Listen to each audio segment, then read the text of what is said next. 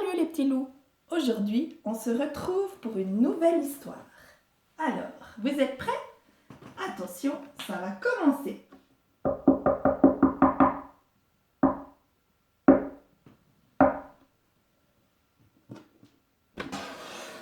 Aladdin.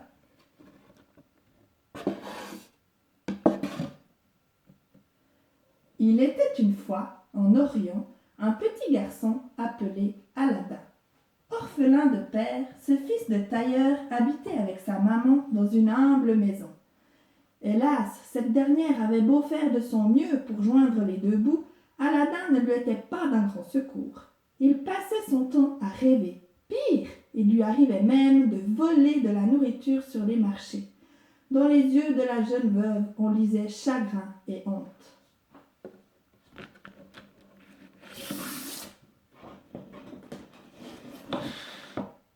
Un jour, l'insouciant gamin croisa un homme richement vêtu sur le marché.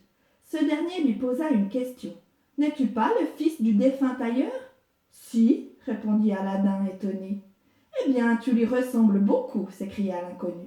Nous ne nous sommes jamais vus, mais je suis ton oncle. Je t'apporte une très bonne nouvelle. Je peux faire de toi une personne très riche si tu me suis dans un endroit secret. »« D'accord, répondit Aladdin naïf.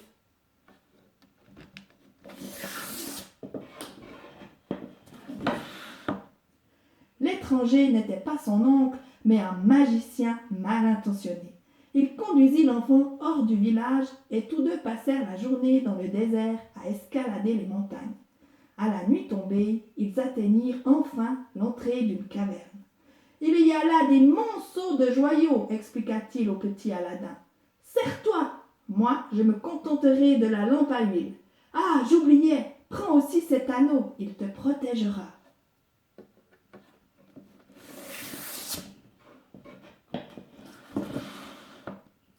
Aladdin se faufila dans la caverne, puis descendit quelques marches. La salle souterraine regorgeait d'objets étincelants et précieux. Le fils du tailleur n'avait jamais rien vu d'aussi beau. Une voix sévère le ramena vite à la réalité. « Et ma lampe ?»« Oui, oui, répondit le garçon en s'en saisissant. Je me demande bien pourquoi mon oncle s'intéresse à cette vieillerie plutôt qu'à tous ses trésors, songea-t-il.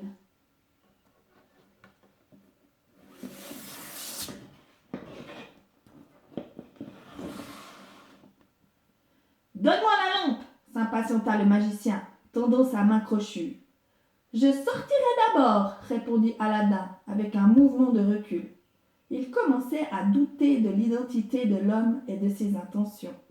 On refuse d'obéir, hurla l'imposteur, furieux. Eh bien, reste dans ton trou. Couvrant d'une pierre l'entrée de la caverne, le magicien eut un rire mauvais. Adieu, Aladdin. Tu peux toujours crier, personne ne t'entendra.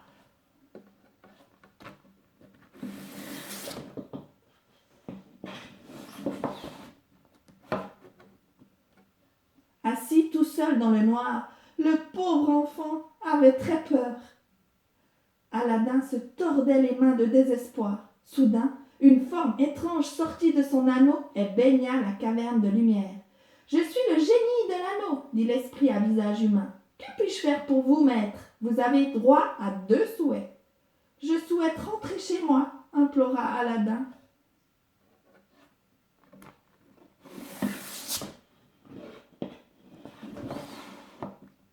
En un instant, le garçon fut à la maison. « Mon fils !» s'écria sa maman. « Quelle joie de te revoir! Mais où étais-tu ?»« Tu ne devineras jamais, » répondit Aladdin, avant de lui raconter toute son aventure. En fait, seule la lampe l'autorisait à penser que tout cela n'était pas un rêve. « Elle est de bonne qualité, » assura sa mère. « Attends que je la frotte un peu. » Immédiatement, un autre génie apparut. « Je ferai vos 4 volontés, promit-il.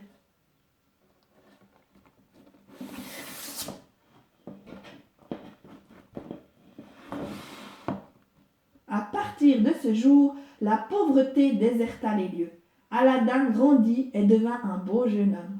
Au premier regard, il tomba amoureux de la fille du sultan et il résolut de l'épouser. « Tu es fou ?» lui demanda sa maman. « Jamais sultan n'accorde accordera sa fille à un fils de tailleur. Mais si, maman, fit Aladin, pourvu que notre bon génie me construise un palais et me pare de beaux vêtements. Le sultan accepta. On célébra bientôt le mariage des jeunes gens.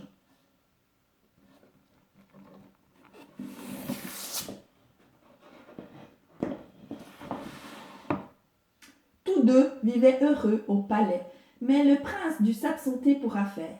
Déguisé en marchand, un homme en profita pour héler la jeune femme qui se tenait au balcon. « Princesse, je vends des lampes et je reprends les anciennes contre des neuves. En avez-vous une à échanger ?»« Ah, vous tombez bien, dit-elle. » Ignorant tout des pouvoirs de la lampe, l'épouse d'Aladin tendit l'objet au colporteur qui n'était autre que le magicien.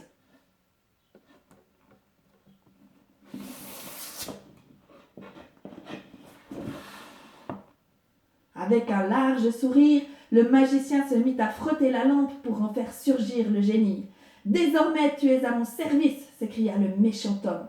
Je veux que tu transportes le palais d'Aladin et tous ses habitants dans mon pays. Et n'oublie pas la princesse. » À contre-cœur et malgré les cris déchirants de la jeune femme, le génie obéit à l'ordre de son nouveau maître. Soulevant le palais, il le transféra bien loin de là.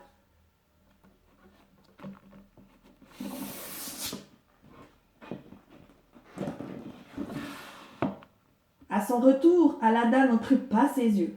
Les gens, la princesse, le palais, tout avait disparu. Encore un tour du magicien, pensa-t-il.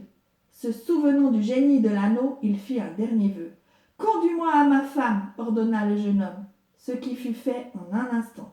Aladin eut une idée. « Verse un somnifère dans le thé de ton geôlier, conseilla-t-il à son épouse.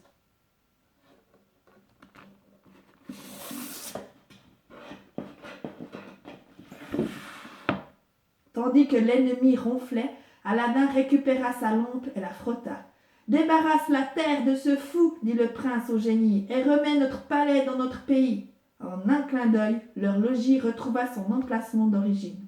Chacun fut soulagé de revoir le jeune couple.